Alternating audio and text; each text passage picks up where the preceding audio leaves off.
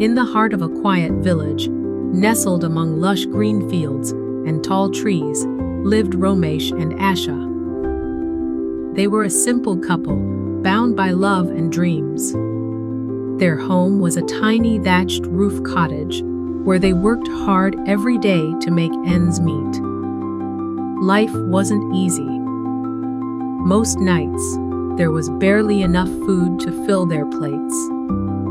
But through it all, they stayed kind and hopeful. One evening, as the sun dipped below the horizon, something unusual happened. From the treetops, a glowing bird appeared, its feathers shimmering like molten gold. Its light danced across the fields and cast a warm glow over the cottage. It was as though the bird carried a piece of the setting sun in its wings. Ramesh and Asha stood frozen in amazement. They watched as the bird circled their home, its golden feathers sparkling with a magic they could hardly comprehend. Finally, it landed nearby, folding its glowing wings. The couple exchanged a glance, their hearts pounding in disbelief. Then, the bird gently dropped a golden feather at their feet, as if offering them a gift.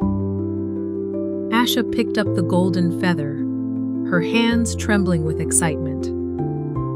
It was light as air but pulsed with warmth, like a living thing. "This is a sign of fortune," she whispered, her voice filled with wonder. Ramesh nodded slowly, his mind racing with possibilities. What could they do with such a treasure? Little did they know, this golden gift would soon test their hearts. That night, they couldn't sleep. By the glow of their small fire, they dreamed of a better life. Ramesh spoke of fine clothes and full bellies. Asha imagined the joy of sharing their wealth with the village. But as the night grew deeper, their dreams shifted. "What if we could catch the bird?" Ramesh asked. "We could have all the golden feathers we'd ever need." Asha's eyes lit up at the thought, but deep inside, a quiet unease stirred. At dawn, the couple set to work. They built traps deep in the forest using ropes, nets, and shiny objects as bait. Their hands moved quickly, their hearts pounding with anticipation. "Soon, we'll be rich beyond our dreams," Asha said, trying to convince herself. But the forest seemed quieter than usual, as if it was holding its breath. But the magical bird was watching. It soared high above the trees, its glowing eyes noticing the traps below. It could sense the greed growing in Ramesh and Asha's hearts. The bird hesitated for a moment, then flapped its wings and rose higher into the sky. It knew it had to leave before the purity of its gift was lost. When the couple returned to check their traps, they found nothing.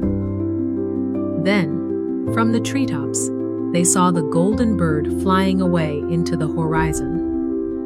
Its radiant feathers shimmered one last time, before disappearing into the setting sun. "No, don't go!" Ramesh cried, his voice breaking. But it was too late. The golden light faded, leaving only the shadow of their greed behind.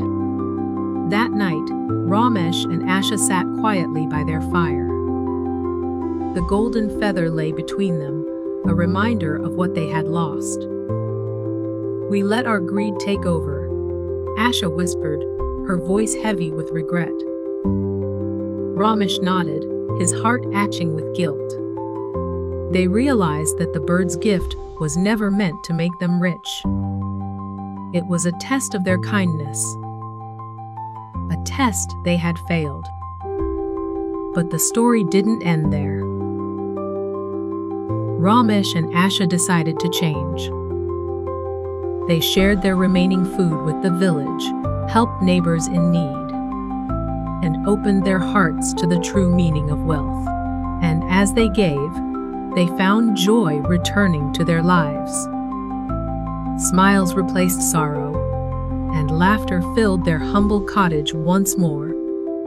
In time, the couple found that their kindness brought them more happiness than any treasure ever could. They became a symbol of generosity in the village, surrounded by friends, laughter, and love. The golden bird never returned, but its lesson stayed with Ramesh and Asha forever.